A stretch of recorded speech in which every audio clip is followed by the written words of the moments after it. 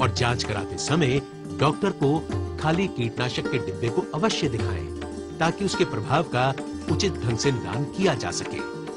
कीटनाशक का छिड़काव की गई भूमि पर चेतावनी के संकेत अवश्य लगाएं, ताकि संभावित दुष्प्रभाव से बचा जा सके।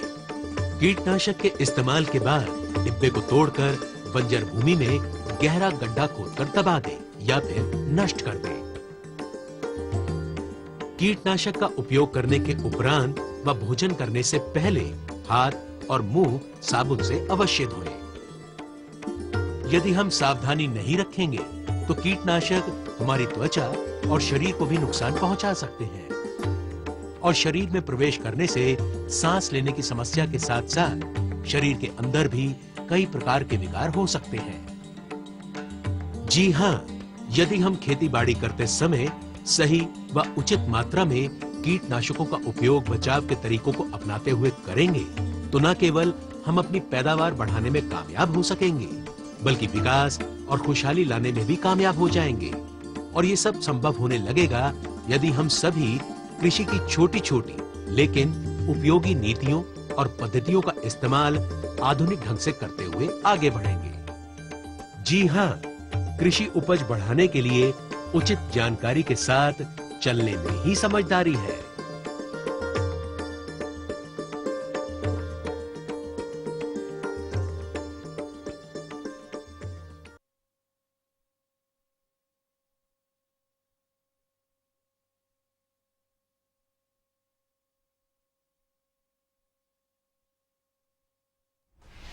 कृषि दर्शन के सभी दर्शकों को जय जोहार। साथियों, रबी के इस मौसम में आपने अपने खेतों में जो हरी सब्जियां लगा रखी हैं उसकी देखभाल किस तरह से की जाए कि आपको अधिक से अधिक उत्पादन मिल सके, इस विषय पर हम आज चर्चा करेंगे। और इस विषय पर जानकारी देने के लिए आज हमारे स्टूडियो में आए हैं इंदिरा गांधी कृषि विश्वविद्यालय के वरिष्ठ कृषि वैज्ञानिक डॉक्टर नरेंद्र नागपाले और डॉक्टर जितेंद्र त्रिवेदी। डॉक्टर साहब, आप लोगों का स्टूडियो में बहुत बहुत स्वागत है। और साथियों, हरी सब्जियों की देखभाल के संबंध में आपको कोई प्रश्न पूछना हो, आपकी कोई जिज्ञासा हो तो आप हमारे इस नंबर पर प्रश्न पूछ सकते हैं। हमारा टोल फ्री नंबर है 1800-233-9418। तो आइए चर्चा की शुरुआत करें। लेकिन चर्चा की शुरुआत करने से पहले मैं एक बार आपसे कहना चाहूंगी कि प्रश्न पूछने से पहले आप अपना नाम और अपने गांव का नाम जरूर बताएं, तभी हमें मालूम होगा कि हम अपने किस साथी से बात कर रहे हैं। तो आइए चर्चा शुरू करें। डॉक्टर साहब, सबसे पहले हमें ये बताइए कि हमारे छत्तीसगढ़ में रबी के समय हरी सब्जियों की प्रमुख फसलें कौन कौन सी हैं? जी, सबसे प्रमुख फसलें जैसे हमारे छत्तीसगढ़ में लगती है वो है आलू है, प्याज है, गोभी वर्ग की सब्जी में फूल गोभी है, बंद गोभी है, गांठ गोभी है, इसी तरह से मटर है, हमारे यहाँ सेमी है। अच्छा। उसके बाद फ्रेंच बीन है जिसको राजमा बोलते हैं हम लोग। इसी तरह से अगर हम दूसरी सब्जियां देखें तो कद्दू वर्गीय में से कलिंदर है या फिर खरबूजा भी लगाते हैं हमारे किसान भाई लोग। जी जी जी। और इस तरह से बहुत सारी सब्जियां हैं जो कि टमाटर है, भाटा है, मिर्च है। जी जी। हमारे यहाँ रबी में ज्यादातर ये लगती है किस्में। जी। डॉक्टर साहब, हमारे जिन किसान भाइयों ने आलू की एक हमारे किसान भाई के प्रश्न है। Hello hello hello. हाँ, कौन बोल रहे हैं आप? गंगा प्रसाद। हेलो। हाँ, गंगा प्रसाद। जरा जोर से बोलिए, आपकी आवाज नहीं पहुंच रही है। गंगा प्रसाद बोल। हाँ बोलिए गंगा। हाँ जी, किस गांव से? बतनारा। अच्छा, क्या पूछना है आपको? वो भाटा लगाया है। अच्छा। पत्ता में मुरझा सकते। अच्छा, भाटा लगाया इन्होंने, पत्ते मुरझा रहे हैं। अच्छा, तो पहले ये बताओ कि जो पत्ता मन मुरझावत है ते हरियर हरियर मुरझावत है कि पीला पड़ के मुरझावत है? अगर देखे हरियर हरियर मुरझावत होगी तो ओकर अभी जो फसल लग गए तेमा ऐसे तो कोई दवाई डाले के बाद वो ठीक हो जाए, ऐसे नहीं है। तो आप एक काम करो कि जतका ऐसे हरियर हरियर पत्ता मुरझावत है बोला पौधा ला पूरा जड़ समेत निकाल दो और कोशिश ये करो कि 2-4 दिन तक जो पानी है तो पानी ला आप खेत में ऐसे नाली के द्वारा मत दो। काबर कि ये जो जीवाणु से होते हैं बीमारी है तो जीवाणु का जो संक्रमित पौधा है वो पौधा से दूसरा स्वस्थ पौधा तक पानी द्वारा चल रही और दूसरा पौधा मन भी हरियर हरियर होके मुरझाई। और मान ले पीला पड़ के मुरझावत है तो ओकर पर भी अभी खड़ा फसल में हमन कोई दवाई वाला डालबो तो हमें कोई फायदा नहीं हुई। तो आप कोशिश ये करो कि जो पानी के मात्रा है तेला कम कर देवो और जो पौधा मन मर गए तेला उखाड़ के दूर ले जाके फेंक दो ताकि वो जो बीमारी के जो फफूंद है ओकर मात्रा कम हो जाए। अच्छा डॉक्टर साहब, आप बता रहे थे कि आलू की फसल हमारे यहाँ बहुत तादाद में लगाई जाती है, तो जिन किसान भाइयों ने आलू लगाया है उन्हें उन पौधों की देखभाल किस तरह से करना चाहिए कि अधिक उत्पादन पा सके? जी देखिए, अभी तो जो आलू है वो जनवरी नवंबर के प्रथम सप्ताह में लगा दिया जाता है। जी हाँ। तो जो 60 दिन का आलू है, जो 7 दिन की जो किस्म है, जी वो आलू की तो खुदाई शुरू हो गई होगी। अच्छा। और 75 और 90 दिन की खुदाई होने वाली है। जी। तो इससे पहले एक बार ध्यान रखें कि जब आलू अब खुदाई जैसे 75 और 90 दिन की जो आलू बचे हैं हमारे खेत में, उसमें तो सबसे पहले किसान भाई ये करें कि उसमें जैसे अगर मान लो 15 दिन पहले जी हाँ एक पाटा चला दें। अच्छा। पाटा चलाने से ये होता है कि हम इसमें जो प्रयोक्ता आती है, मतलब इसमें क्या होता है कि हम अगर पानी रोक देते हैं। जी हाँ। पानी रोकने के साथ इसमें पाटा चला देते हैं। अच्छा। पाटा चलाने से ये होता है कि इसमें जो खाना बनाता है, ये पत्तियां जो खाना बनाती है, ये पत्तियां खाना बनाना बंद कर देती हैं और इसका जो भोज्य पदार्थ होता है वो संग्रहण शुरू हो जाता है इसके आलू के कंद में। अच्छा। इससे क्या होता है कि अब ये ऊपर से नीचे की ओर से नीचे से ऊपर की ओर नहीं जाता है और उसमें आलू जो रहता है संग्रहण होना शुरू हो जाता है। अच्छा। इसके साथ क्या होता है कि जब हम पानी रोक देते हैं तो उसकी जो ऊपर की परत होती है आलू की, वो सूखना शुरू हो जाती है। अच्छा। इससे फायदा ये मिलता है कि जब हम इसको भंडारण करते हैं, भंडारण के समय ये हम लंबी अवधि तक इसको भंडारण कर सकते हैं। अच्छा। इसमें क्या होता है कि हम इसमें जो इसकी नमी रहती है वो 100 से लेकर के हम 80% में ले आते हैं, मतलब 20% तक नमी इसमें कम कर देते हैं। इससे क्या होता है, भंडारण लंबे समय तक कर सकते हैं। अगर हम इसको ऐसा नहीं करेंगे तो हम भंडारण नहीं कर पाएंगे और इसमें जीवाणुओं का इसमें आक्रमण हो जाएगा और हमारे जो आलू है वो खराब हो जाएंगे। अच्छा। डॉक्टर लाखपाल, आलू में कौन कौन सी बीमारियां हो सकती हैं और वो ना हो उसके लिए क्या उपाय किए जाए? हाँ, अभी जैसे आलू में जो 90 दिन के 75 दिन के आलू खड़े है खेत में जी, उमा जो अभी मौसम की अवस्था है उमा एक अगेती अंगारी नाम के बीमारी आ सकत है, जिमा पानामन में भूरा रंग के धब्बा गोल गोल दिखाई देते हैं हमन ला और ओकर बीच में अगर हम ध्यान से देखबो तो बहुत अगन हमन ला गोला गोला दिखाई दी जी। और ऐसे जो बीमारी है ये टमाटर में घलो आते। अच्छा। दोनों के जो रोगजनक है फफूंद है वो एक ही हरे जी। तो अगर ऐसे दिखत है और शुरुआत अवस्था में हमन अगर चीन डरे नेला जी तो एला हमन ला दवाई डालना बहुत जरूरी है। काबर अगर इनमें दवाई नहीं डालबो तो जतका पाना मन है पूरा धब्बा मन आपस में मिल दी और पूरा पत्ती झुलसे जैसे हमन ला दिखाई दी। एला हमन अगेती अंगमारी नाम से जानता। और शुरुआत अवस्था में हमन चीन डरे तो उस समय हमन ला जो दवा है लाइटॉक्स 50 नाम के दवा है या कोई भी जो ताम्रयुक्त फफूंदनाशक दवा है, एक 3 ग्राम दवा ला प्रति लीटर पानी में घोल बना के हमन ला छिड़काव करना है जी। और 10 दिन बाद हमन ला एक बार और देख लेना है कि अगर वहाँ कोई और धब्बा मन दिखा तो नया पाना साथी का फोन है। हेलो हेलो हेलो हेलो, हमारा संपर्क नहीं हो पा रहा। हाँ बोलिए, कौन बोल रहे हैं आप? मैं मनीष जी, क्या पूछना है आपको?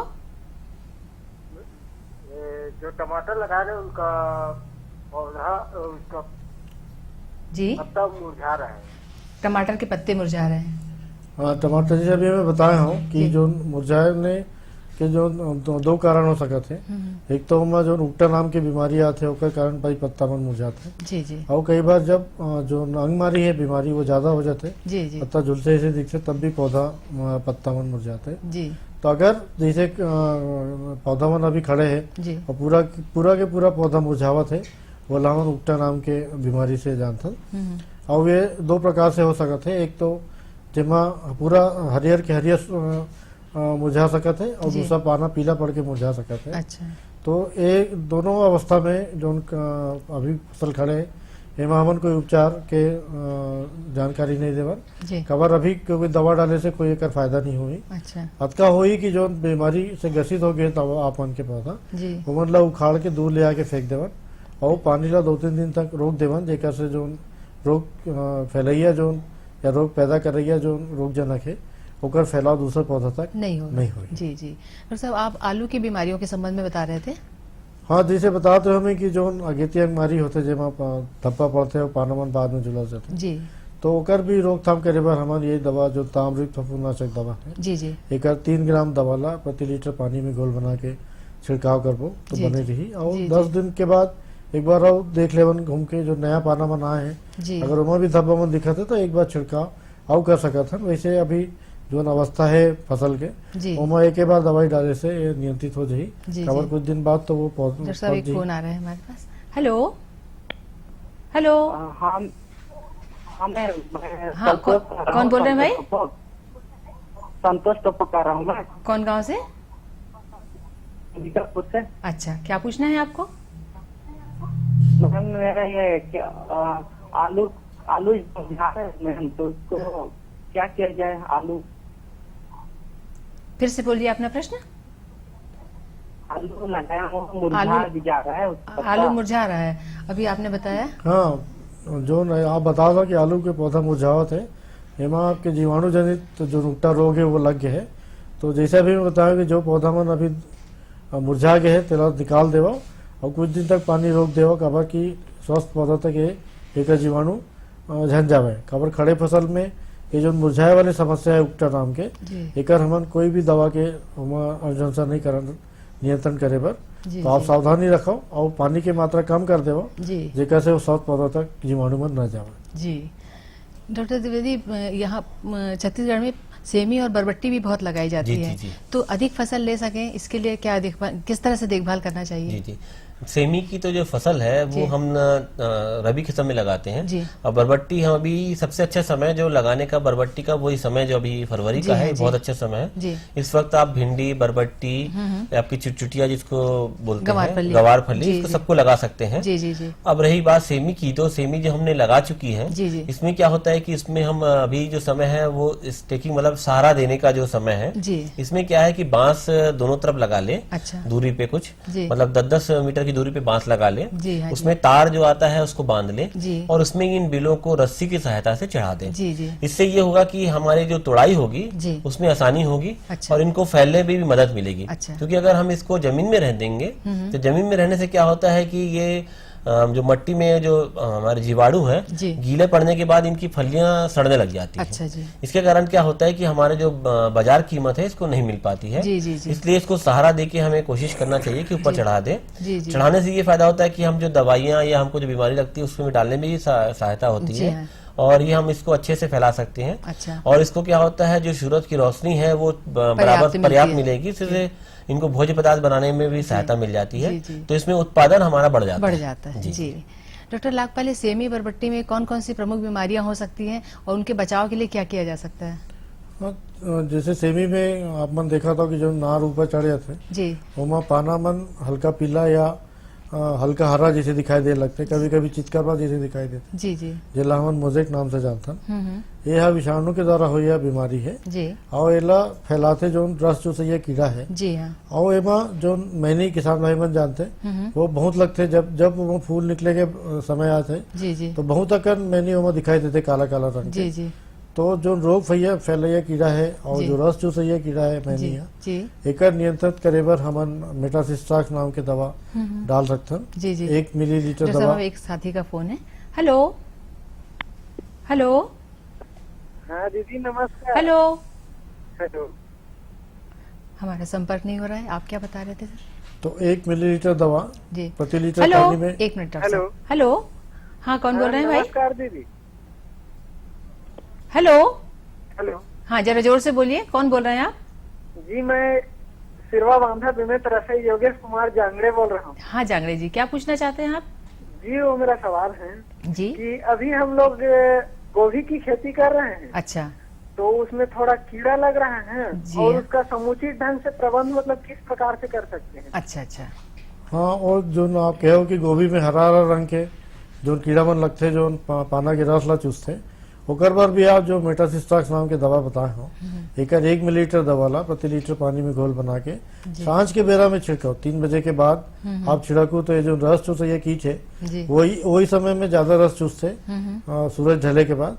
तो जब आप सांझ के समय एक दवाई ले डालो और कोशिश करो कि पाना के नीचे तरफ से भी थोड़ा सा नोजल ला करूँ छिड़काव करे यहाँ के, तो ज्यादा अच्छा रही। और सांझ के बेरा में डाले से बहुत अच्छा अपना नियंत्रण मिली। दवा के नाम एक बार और सुन लेवा, मेटासिस्ट्राक्स नाम के दवा है। अच्छा। 1 मिलीलीटर दवा ला प्रति लीटर पानी में घोल बना के सांझ के बेरा छिड़काव करो, आपके जो रस चूसैया कीट है उसका नियंत्रण आपला आसानी से हो जाए। जी डॉक्टर साहब आप बता रहे थे सेमी और बरबट्टी के बीमारियों के नियंत्रण के संबंध में। हाँ, तो जैसे अभी हम चर्चा करते हैं कि जो मैनी लगते हैं वो बीमारी फैलैया जो कीट है वो रस चूसैया है जी जी ओकर बार भी मेटासिस्टाक्स नाम के दवा अच्छा 1 मिलीलीटर दवा प्रति लीटर पानी या होस्टाथियान नाम के जो दवा आते जी एक 1.5 मिलीलीटर दवा ला प्रति लीटर पानी में घोल बना के हमन वही सांझ के बेरा में छिड़काव करबो तो हमन ला बहुत अच्छा नियंत्रण एकर प्राप्त हुई। और जो बीमारी हमन ला दिखत है वो बीमारी पर कोई दूसरा अपना फफूंदनाशक नहीं डालना है, काबर वो विषाणु से होए वाला रोग है जेकर अभी तक कोई दवा नहीं है, लेकिन ओकर जो रोग फैलैया कीट है पहला हमन जो दवा बताए हो एकर से हमन नियंत्रित कर सकते हैं। अच्छा, हमारे एक साथी का फोन है। हेलो हेलो हेलो, नमस्ते मैडम। नमस्ते, कौन बोल रहे हैं भाई? जी, मैं ये पूछना चाहता हूँ, मैं जिला आप पहले अपना परिचय दीजिए। ग्राम अजबनगर से हाँ बोल रहा हूँ। जी जी, क्या पूछना है मैं आपको? पूछना चाहता हूँ, जैसे मैं तरबूज लगाना चाहता हूँ अभी। जी हाँ जी, मैं तरबूज खेत पूरा तैयार हो गया है, तो मैं इसे इको कंपनी के 12-32-16 डालता हूँ और पोटाश डालता हूँ। इसके अलावा मैं क्या डालूं जिससे पौधे की ग्रोथ में और वृद्धि हो? मैं हर साल तरबूज लगाता हूँ। अच्छा जी जी, तो ये हाइब्रिड वाली वैरायटी आपकी? जी, मैं इंडम कंपनी का बीजा लगा रहा हूँ। जी जी जी, नहीं हाइब्रिड है कि ये वाली है उन्नत किस्म है? हाइब्रिड है ना? उन्नत किस्म हाइब्रिड का है। अच्छा, उन्नत किस्म हाइब्रिड है जी, और ड्रिप में लगा रहा हूँ। जी जी जी, तो ड्रिप में तो इसका फर्टिलाइजर डोज बदल जाएगा आपका, क्योंकि इसको आप जो ड्रिप में दे रहे हैं वो पर डे के हिसाब से इसको कैलकुलेट करना पड़ेगा, मतलब प्रतिदिन के हिसाब से हमको डालना पड़ता है ड्रिप में। क्योंकि आप इसमें हम जो ड्रिप में विदाउट जो बिना ड्रिप के जब हम देते हैं तो हमको क्या होता है कि इसमें जैसे आपने बोला 12-32-16 जो देते हैं वो 12-32-16 जो देते हैं आप उसमें घुलनशील नहीं होगा 12-32-16। इसके बदले आप यूरिया का जो घोल है वो बना कर दे सकते हैं। यूरिया के घोल में क्या है कि हम ये पूर्णतः घोल हो जाता है, घुल जाता है और हम ड्रिप से दे सकते हैं। इसी तरह से एक 19-19-19 आता है और एक आता है 0-52-34 आता है, इसका भी हम दे सकते हैं, लेकिन 0-52-34 को जब फूल आता है उस वक्त देना होता है। शुरू में हम 19-19-19 को 2 बार आप दे दीजिए इसे पहला एक 10 दिन के अंदर में दीजिए, उसके बाद 10 दिन के बाद फिर 19-19 दीजिए। उसके बाद जब फूल आने लगेगा तो उसके उस समय आप इसको मैं जो बताया 0-52-34 जो आता है उसको दे दीजिए। उसके बाद जब फल आने लगेगा उस वक्त आप जो आता है 13-0-34 आता है उसको दे दीजिए। उसके बाद जब फल आपका तुड़ाई हो जाएगी, तुड़ाई होने के बाद फिर 19-19-19 का एक बार पुनः इसका घोल बना करके, इसका जो घोल बनाएंगे आप 1 लीटर पानी के हिसाब से अगर देखेंगे तो 2 ग्राम आपको डालना है इसमें। इस तरह से आप घोल बना करके इसको दे दीजिए। जी डॉक्टर त्रिवेदी, हमारे छत्तीसगढ़ की एक और फसल है मिर्च। मिर्च में जल प्रबंधन और खाद प्रबंधन किस तरह से होना चाहिए? जी, मिर्च जो होती है ये काफी लंबी फसल होती है और अगर किसान भाइयों ने लगाया होगा तो इसको जनरली अक्टूबर-नवंबर में इसको किसान भाई लगा दिए होंगे। जी जी, और अभी तो इसमें फूल आने का समय हो गया होगा। हाँ। तो फूल में ये देखें किसान भाई कि जब पहली तुड़ाई कर लेते हैं उसके बाद अगर किसान भाई इसमें एक खाद का यूरिया का या जो 19-19-19 बता रहा था इसका घोल बना के भी अगर इसको चाहे तो किसान भाई इसको छिड़काव कर सकते हैं। तो इससे क्या होता है कि जो इसकी शक्ति खत्म हो जाती है फल बनने में, इसमें और थोड़ी सी इसमें जो वनस्पतिक वृद्धि हो जाएगी और ये लंबे समय तक फूल और फल देता रहेगा। जी जी जी। डॉक्टर लाखपाली, मिर्च में सबसे ज्यादा समस्या होती है या तो पत्तियां मुड़ जाती हैं या हमारे एक साथी का फोन है। हेलो हेलो, हाँ कौन बोल रहे हैं? कौन बोल रहे हैं भाई? गजानन साहू तिरुद। अच्छा, क्या पूछना है आपको? हाँ, सेमी लगाया मैडम। अच्छा, तो उसमें फर लग रहा है लेकिन मैनी फूल झड़ रहा है। अच्छा, मैनी लग रहा है, मैनी के प्रकोप है और फूल झड़ रहे हैं। हाँ, तो जैसे मैनी के नियंत्रण पर आप अभी जैसे दवा बताए हो, मेटासिस्टाक्स नाम के दवा आते जो रोगर के नाम से भी मार्केट में मिलता है। एक 1 मिलीलीटर दवा ला प्रति लीटर पानी में घोल बना के, या होस्टाथियान नाम के दवा आते देखकर 1.5 मिलीलीटर दवा ला प्रति लीटर पानी में घोल बना के सांझ के बेला में छिड़काव करो। आप ला मैनी के नियंत्रण मिल रही, और जैसे मैनी के नियंत्रण मिली वो जो आपके फूल और सेमी जड़े की समस्या है तो यह बंद हो जाए। सब मिर्च में भी यही समस्या आती है, या तो फूल झड़ जाते हैं या उनकी पत्तियां सिकुड़ने लगती हैं, इसका क्या उपाय है? हाँ, मिर्च में भी जो चूडा मुडा नाम के रोग आते जैला हमन कहते हैं, जेमा पाना मन ऊपर की तरफ मुड़ जाते, जी जी, छोटे रह जाते, पौधा के आकार मन भी नीचे छोटा हो जाते, जी जी। तो यह विषाणु जनित रोग है जी, जो पौधशाला में जब हम नर्सरी तैयार करते जी, तब से लेके आखिरी के फल आवत ले कोई बीमारी हर जगह मिलते। जी, तो एक बार जैसे हमन जब नर्सरी में पौधा तैयार करता, जी जी, वो समय से हमन लेकर देखभाल करना है। काबर विषाणु जनित रोग हरे और एक जो रस चूसैया कीट है जी, तेला हमन ला हमेशा नियंत्रित करते रहना है। जी, नहीं तो जो पूरा पौधा चाहे छोटे हुए चाहे बड़े हुए, जी, एक द्वारा नुकसान होता है, फल भी नहीं लगे, फूल घलो जड़ जाते और पौधा के जो बढ़वार है एकदम कम हो जाते। जी, जी, तो किसान भाई मन ख्याल रखे कि जो चूडा मुडा नाम के रोग आते जब पाना मन सिकुड़ जाते, जी, एकर नियंत्रित करे बर वही जो अभी बताया हमें ओस्टाथियान या मेटासिस्टाक्स नाम के दवा जी, एकर छिड़काव करें जी, और 10-12 दिन के अंतराल में एकर छिड़काव करते रहें। जी, काबर की ये जो बीमारी है ये सब जगह पाए जाते, जी, और अगर हम छिड़काव नहीं करबो तो जो हमन ला एक भी हो सकता है कि एक भी पौधा हमन ला स्वस्थ नहीं मिली, अच्छा, और जब स्वस्थ पौधा नहीं मिली तो हमन ला ओकर जो उपज है जी, वो अच्छा नहीं मिली। जी, जी, एक अलावा एक बीमारी हुआ थे जेमा जो ओकर डारा मन है वो ऊपर से सूखे लगते, अच्छा, और जो फल मन लगे जी, है फल मन काला पड़ जाते नीचे की तरफ से, जी, और कई बार गिर जाते। जी, जी, और ये जो बीमारी है फल के पके के बाद लाल होए के बाद भी आते, जी, जेला हमन शामरण नाम के रोग कथन। जी, तो एक नियंत्रण करे बर हमन जो कवच नाम के दवा आते, जी, एक 2 ग्राम दवा ला प्रति लीटर पानी में घोल बना के छिड़काव करबो, जी। तो 15 दिन के अंतराल में अगर एक बार छिड़काव कर सकत हन तो बहुत अच्छा नियंत्रण हमन ला मिली, और ये जो फल सड़े के या गले के समस्या है जी, ये पूरा तरह से समाप्त हो जाए। अच्छा। डॉक्टर त्रिवेदी, रबी की एक और फसल है प्याज, लेकिन प्याज जल्दी सड़ जाती है, तो हमें जल प्रबंधन, 1 मिनट पहले हम एक साथी का फोन सुन ले। हेलो। हाँ हेलो। हाँ, कौन बोल रहे हैं भाई? हाँ, मैं अमृत अंबिकापुर से बोल रहा हूँ। अच्छा, क्या पूछना है आपको? जी, प्याज लगाए थे। हाँ जी। तो उसमें पानी कब कब देना है और खाद कब कब देना है? जल प्रबंधन और खाद प्रबंधन। जी जी। तो इसमें ऐसा है कि जो प्याज के लिए क्या होता है कि हमारे यहाँ छत्तीसगढ़ में जो प्याज के लिए जो खाद है, खाद दर जो है, सबसे पहले तो मैं ये बोलूँ किसान भाई को, आप मट्टी परीक्षण करा लें। उस मट्टी में कितनी मात्रा है पोटाश की, नाइट्रोजन की, फास्फोरस की, उसके हिसाब से आप इसमें खाद डाल सकते हैं। अगर आपने मट्टी परीक्षण नहीं कराया है किसी कारणों से, तो जो हमारे यहाँ एक जनरल रिकमेंडेशन है, या हमारे यहाँ से जो निकली है जो खाद की मात्रा डालते हैं, उसके लिए हमारे यहाँ ऐसा है कि 100 किलोग्राम नाइट्रोजन, 80 किलोग्राम फास्फोरस और 80 किलोग्राम पोटाश की मात्रा इसको एक हेक्टेयर के हिसाब से इसको लगती है। अच्छा अच्छा। तो सबसे जरूरी ये है कि सबसे पहले तो आप ये जब जुताई, अंतिम जुताई होती है, तो पोटाश या फास्फोरस को हमें दे देना चाहिए, और नाइट्रोजन को 2 डोज में देना चाहिए। जी। डॉक्टर साहब, आप दोनों हमारे स्टूडियो में आए, हमारे दर्शकों को इतनी अच्छी जानकारी दी, उसके लिए आपका बहुत बहुत धन्यवाद। साथियों, नया विषय और नई जानकारी के साथ आपसे फिर मुलाकात होगी, तब तक के लिए आज्ञा दीजिए। जय जोहार।